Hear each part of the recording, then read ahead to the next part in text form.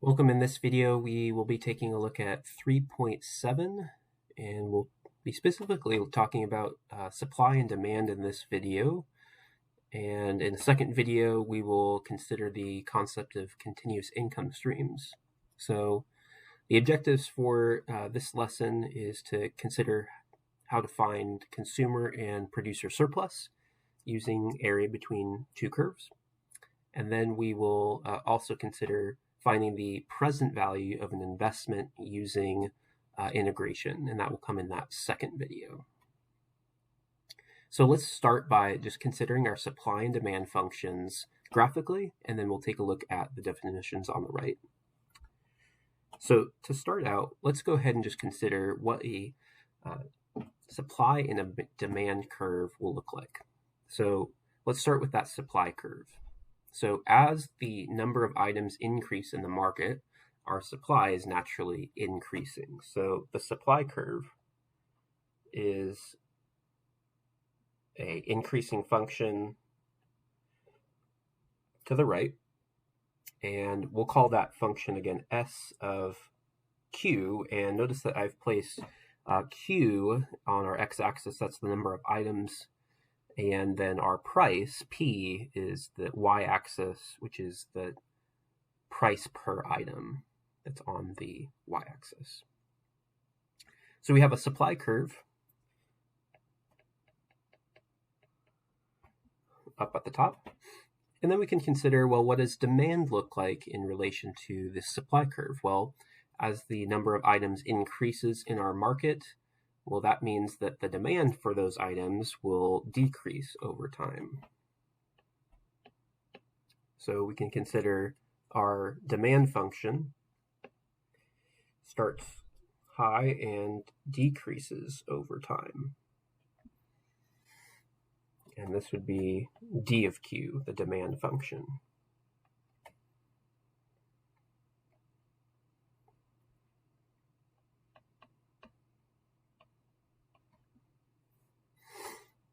Now, you'll notice that these two functions intersect at a given point. And this point is important for us. So we will call this the Q star, P star point.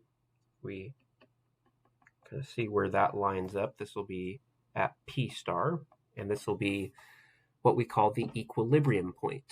So where supply and demand agree or meet in the market. So this is where the supply of our product meets the demand that we see in the market. And we call this the equilibrium point.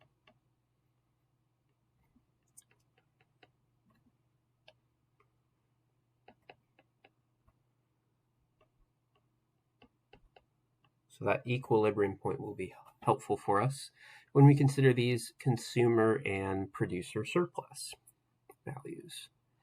So notice that when we consider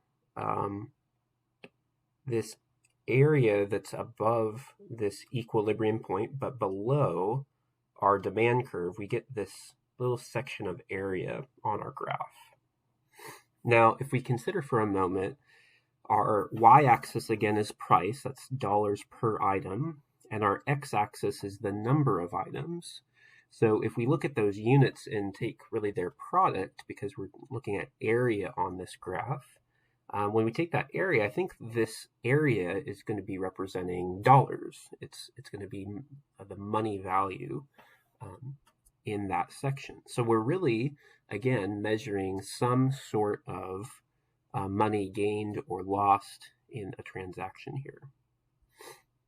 And this red portion that we see that's underneath our demand curve, again, consumers will drive demand up and down. And so this red portion here we call the consumer surplus. So let's write that on the side. This is the consumer surplus. And let's take a moment now just to read that definition and consider that while we're here.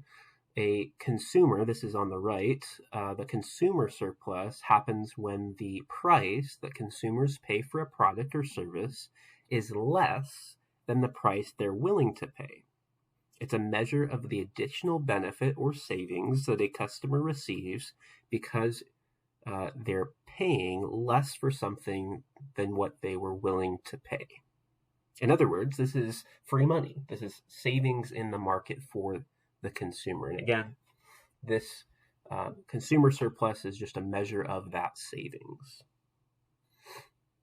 So there could be consumers in the market, for instance, when they go to a store and hats are $10 at the store. They could walk into the store and be willing to pay $12 or $15 for that same hat, and they experience savings or this consumer surplus in the market. Now let's consider below this equilibrium point and above our supply curve, we have another special area to account for. This area below this equilibrium point and above our supply curve is what we call the producer surplus. One way to remember this is that the producers are the ones that control the supply. So producers and supply would go together. So this is the producer surplus.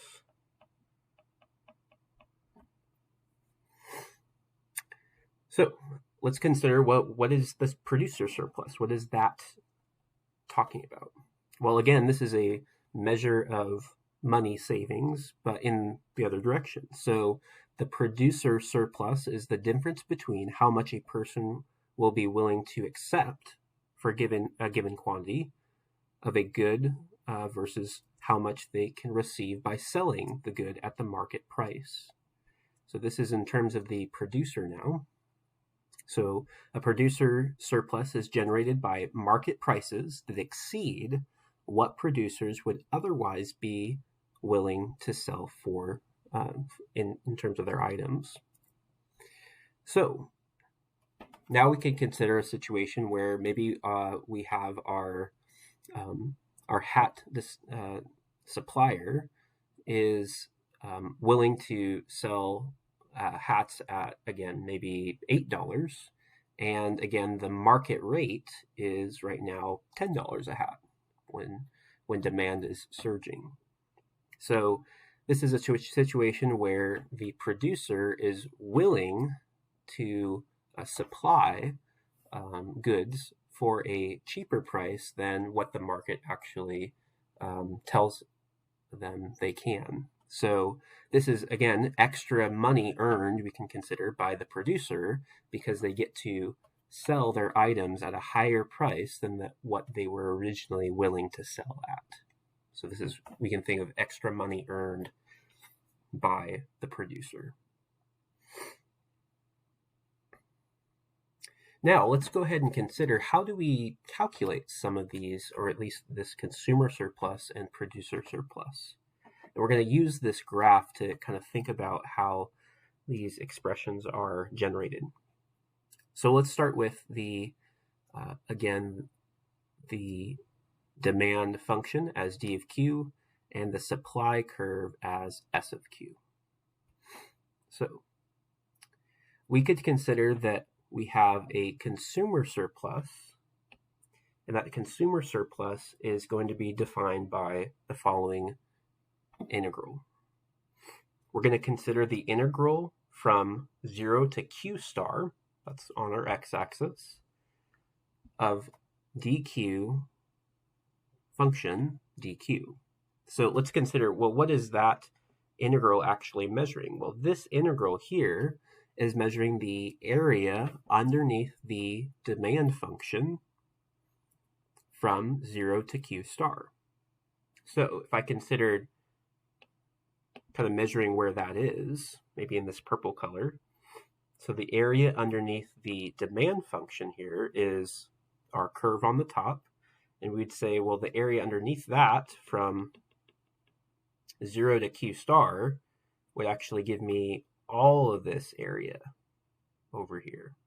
That's what that integral is first working with there. Well, that's not quite what we said consumer surplus was at the beginning here. We just want that red area that we started with. So what do we need to do? Well, we need to subtract this square that lands underneath our Q star P star. So this kind of rectangle area, it doesn't have to necessarily be a square again, it's a rectangle of width of Q star and a height of P star. If we can subtract that, I think we'll be left with, again, just that red area. So if we back out and clean ourselves up here, let's just take a look at what's left here.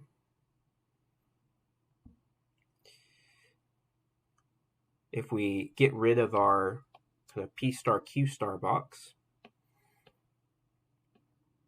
it's labeled here to here, and then we'll be able to, again, just get that red area that's above the P star Q star and below our demand curve. Now I can consider now, what about this green area that we consider the producer surplus? Well, this is a portion of that rectangle that we've just highlighted. And so we can say, well, it's going to be the area of that rectangle we call P star Q star, or times P star times Q star.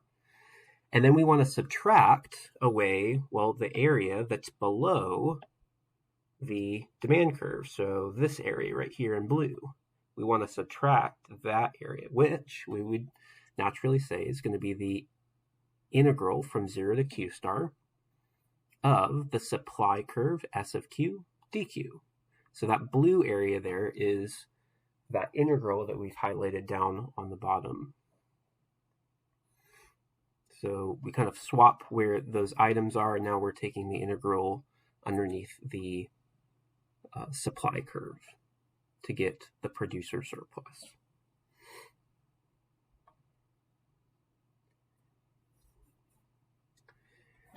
So those two expressions will be helpful for us when considering consumer surplus. Again, notice that the consumer surplus is defined by the demand function. So we're using the demand function with the consumer. And then the producer surplus here is defined with the supply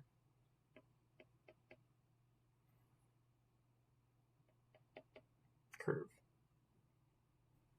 So producer always goes with the supply, and the consumer always aligns with the demand. So let's go ahead and consider one last definition before we jump into our problem.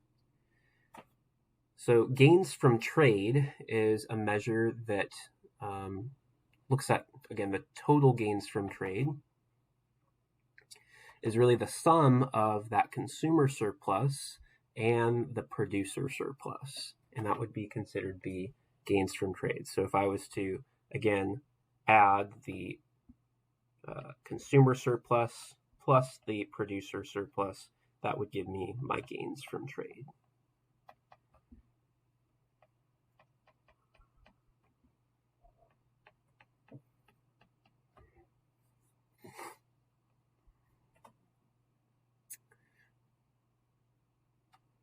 So let's go ahead and jump into a question with a given supply and demand curve. So this says, suppose that the demand for a product is given by D of Q, and the supply for the same product is given by S of Q. For both functions, we have the quantity Q, and P as our price is in dollars. We want to find the equilibrium point first, and then we'll consider finding the consumer surplus, and then we'll look at part C, which is the equilibrium, or the producer surplus at the equilibrium point. So let's start by considering what is the equilibrium point and how we can find that. Again, this is that P star Q star that we had from before, or excuse me, Q star comma P star as our output. And notice that this point can be found again where we intersect, or our demand function intersects, our supply curve. So if I want to know where those two functions are equal, I again can set their y values equal. So to find my equilibrium, I can say I want my demand function d of q to be equal to my s of q. I'm going to consider where that falls on my graph. So the demand again is negative 0.8 q plus 150, and then I want to set that equal to 5.2 times q. So now we have a linear function here or a linear equation to solve.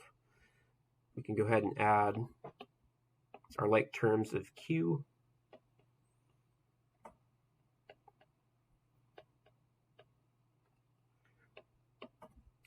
and we'll get that 150 is equal to, looks like 6q, and then dividing both sides by 6, we should come out with our quantity. Dividing by 6, and here we'll find that q is going to be equal to 25, or we could say 25 items there. Okay, so there is our q star value. And now we can go ahead and find the price. We can evaluate either the demand function or the supply function at this point. So we can do the supply function s of 25, and that would be 5.2 times 25, and that would give us 130, and this is in dollars. That would be our price per item. So there we have it. We have our price and our quantity. So that P star Q star point, we would say, is 25 items at $130 a piece.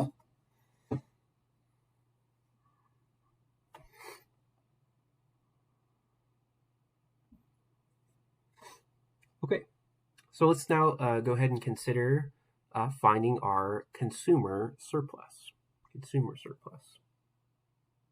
Now, by definition, we can say that, I'll just do the general equation here first. Consumer surplus could be found with the integral from 0 to q star of, this will be, since it's the consumer, we want to involve the demand function. So this would be the d of q, dq, and then subtract away our P star Q star.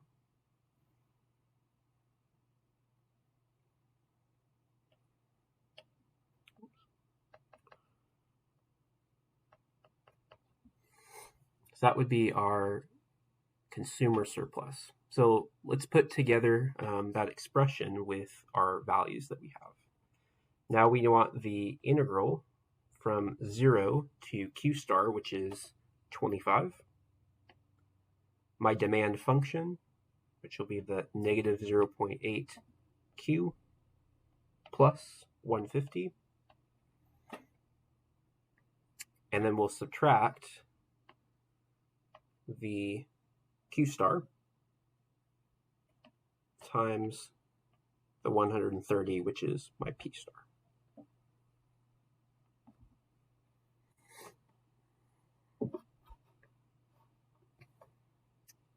All right, so we have an integral to work out, a definite integral here from 0 to 25.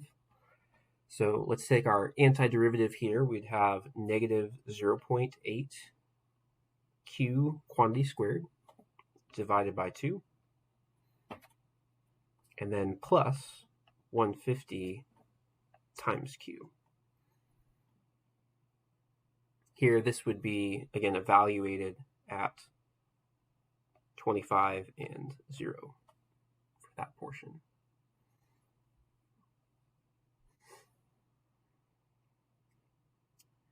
Certainly we can do some cancellations here or simplification with 0.8 and 2. We can call that negative 0.4. And if we evaluate this expression here, we'll have negative 0.4 times here 25 squared plus we'll have 150 times 25 again. And we'll subtract away from this the evaluation at 0. But again, if I evaluate both of these functions here at 0, I'm just going to get 0 out. So there's really nothing to subtract there. It's just going to be 0. But I also do need to incorporate, again, that subtraction of 25 and 130 here. So I do want to subtract away that product there. And if you take this product, 25 and 130, you'll find that to be 3,250.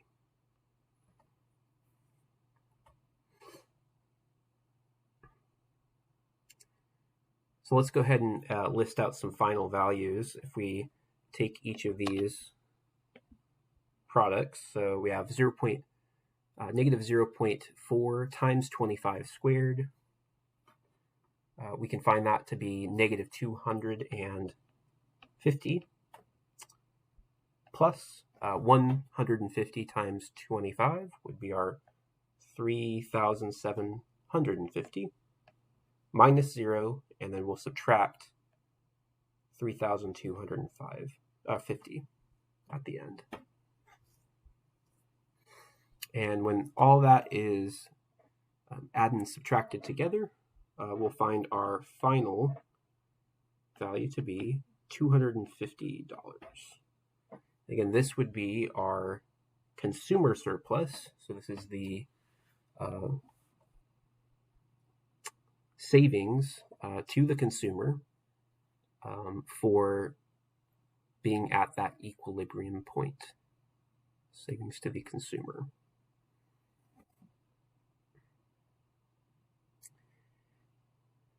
So $250. Let's go ahead and go for our producer surplus as well at the equilibrium point. For this time, we know that we're going to go for the Q star times P star. And then we subtract the integral from 0 to Q star.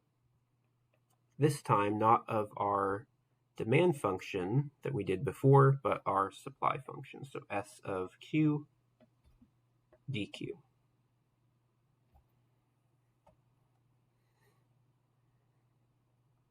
Again, we know a couple of these items are the same, so P star and Q star are the same. So we know that product 25, we'll write that out still, times 130 is here, minus the integral from 0 to Q star, which is still 25. And then we have our supply function, which we called 5.2 Q dQ.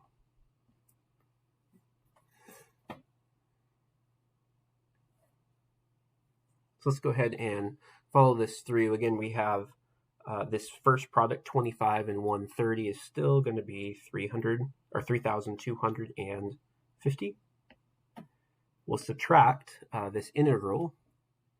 So we'll take our antiderivative of 5.2q, and we should get 5.2q squared divided by 2. And again, we want to evaluate that antiderivative at 25 and 0.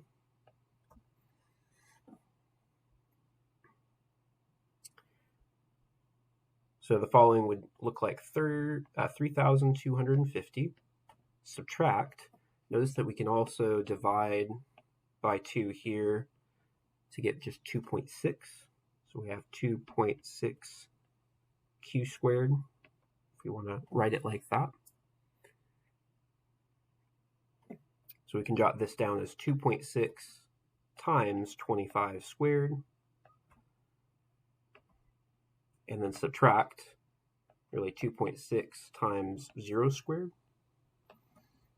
If you want to do the second endpoint there. Again, this last portion here, since we're multiplying by 0, this won't contribute anything for that integral, so that'll still be 0.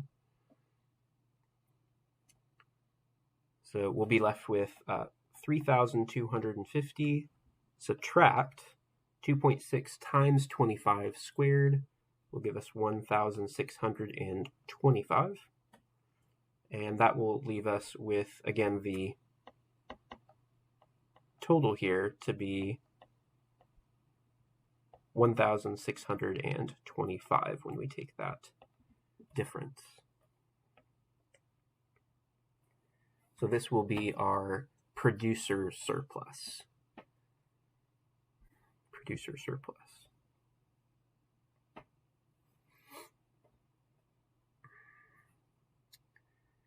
Let's take a look at maybe one more example with the supply and demand curves.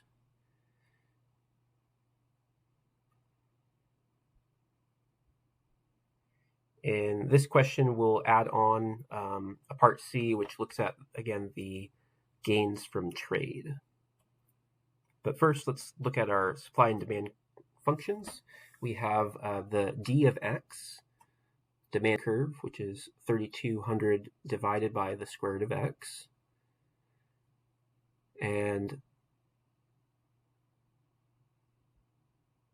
the s of x, or the supply curve, is 2 times the square root of x. And we want to find the consumer surplus at the equilibrium price. Okay, so consumer surplus, again, we can consider consumers drive the demand. So this is going to involve my demand function. But first, we need to figure out, well, what is that P star Q star? So that should be our first goal. Q star is our X, and then P star is our Y. So Q star, P star. Again, we can find this by setting our demand functions equal to our supply curve. So we have 3,200 divided by the square root of x. Set that equal to 2 times the square root of x. So we want to set those two functions equal and solve for x. In this case, we're using the variable x, so x is used as our p in this case. So if we want, we can just the same treat this as an x star, y star in this problem, if we want to use x's and y's instead. So if we multiply both sides by that square root of x, we can cancel out that denominator and be left with 3,200 is equal to 2 times x. Or we could say that x is equal to 1,600 items. So we have the number of items. This would be, again, our x star value. And we could evaluate either function here. We could do the supply curve evaluated at 1,600, and that would be 2 times the square root of 1,600, which for us, we could say that that is 2 times 1,600 is actually a perfect square here, and that perfect square would be 40. And so our price here is going to be 80. So that would be $80 for that price. And we could call that the Y star here. So we could say Y star is the $80. So there's our points, X star and Y star. So we can use those in our expression. And now we can go through and find our consumer surplus. So again, the consumer surplus, just to jot that expression down again, is 0 the integral from 0 to Q star. And again, consumer is driving the demand. So consumer always drives demand, so we'll have our demand function, d of q, dq, and then we'll subtract the, in this case, actually, let's rewrite this before we do. Our demand function does not have variable of q, so let's rewrite this to, again, an x star, just to be specific to this problem. 0 to x star, and then we'll have our demand function d of x dx. And then we'll subtract from that the x star, y star product.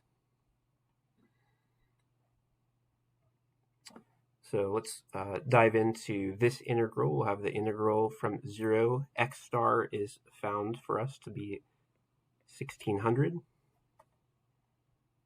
And then we have the demand function of 3200 divided by square root of x dx, and then subtract x star, and then times the y star, which is the $80.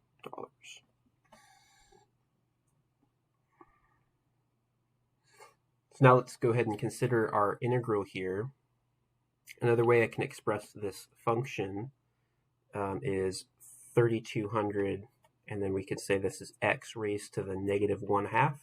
We have a square root in the denominator, that would be a -1/2. So when I consider the antiderivative for that function, we can say that that's going to be 3200 x raised to the 1/2 if we raise the power by 1, and then we'll divide by 1/2. And again, this is going to be evaluated from 0 to 1600.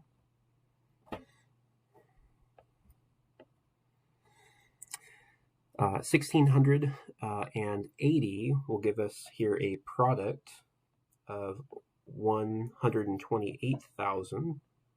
So we're going to be eventually subtracting that away.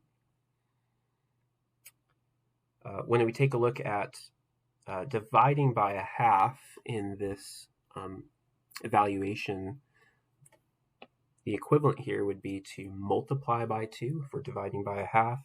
So multiply the numerator and denominator by 2 would really give us 6,400. And then x raised to 1/2 would be, again, a square root of x. Again, we want to evaluate this from 1600 to 0. And then we'll subtract away 128,000.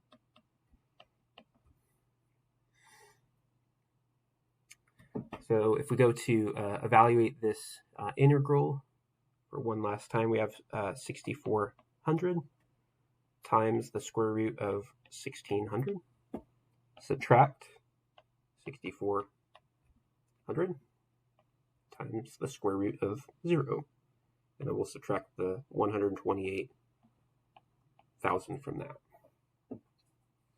Now this middle term again is going to be multiplying by 0, so we know that that's going to 0. Our first term in our product here will end up being 256,000, and we'll again subtract the 128,000, and this final result ends up being $128,000 for that consumer surplus.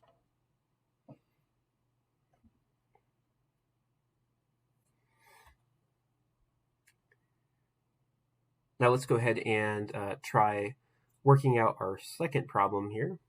This would be considering the producer surplus. So again, the producer is driving the supply. So we could think first about the supply. So our expression for the producer surplus in this case will be, again, the x star, y star to start.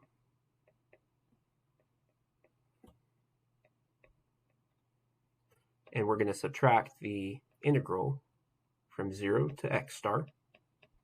Again, the producer is the one that works with supply. And so we'll put our supply curve in here, dx, and we'll try to follow this roadmap to complete it. Now, the supply curve was 2 times the square root of x, so we'll use that in our integral, and we know x star and y star from the previous work.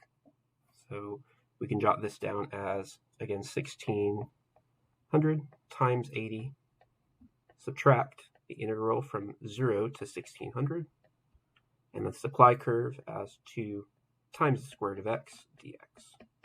There.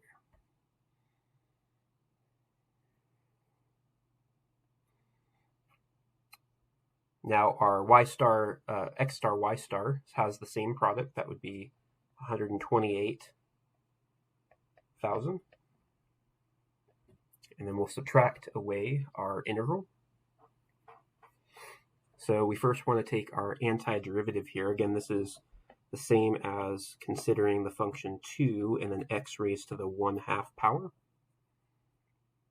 So if I bring that 1/2 and add 1 to the power, we're going to get x raised to the 3/2 power, and we'll divide by that new power 3/2.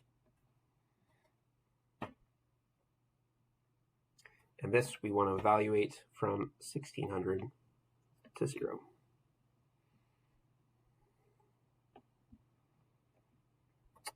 Now again, when we look at dividing by 3/2, we can multiply the numerator and denominator by 2/3. And we can cancel those out.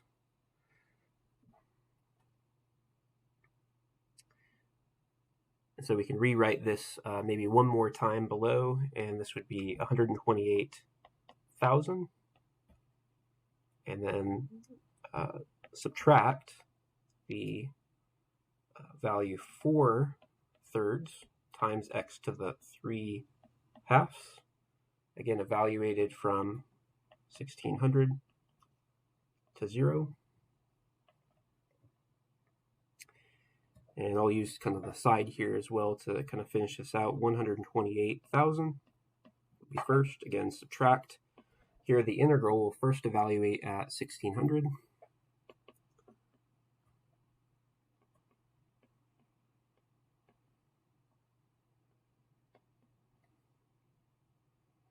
And then we'll evaluate at 0.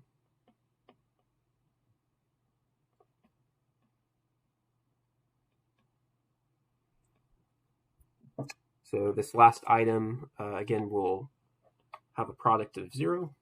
And then we'll want to, again, subtract this last term here from the 128. If we do so, this will give us approximately $42,666.67 when we round to that nearest cent. And that would be our producer surplus.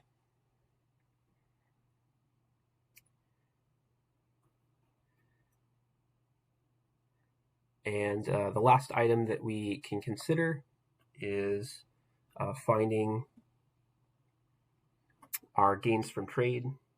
So again, gains from trade is going to be our consumer surplus added to our producer surplus.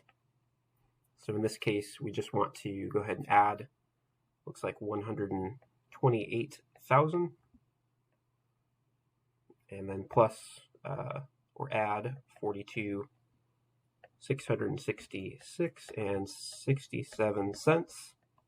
So if we just do a little addition here of those items, we will get, it's like $170,666.67. as that final result. So consumer surplus plus producer surplus will be the gains from trade at the equilibrium point. And that will complete our problem here.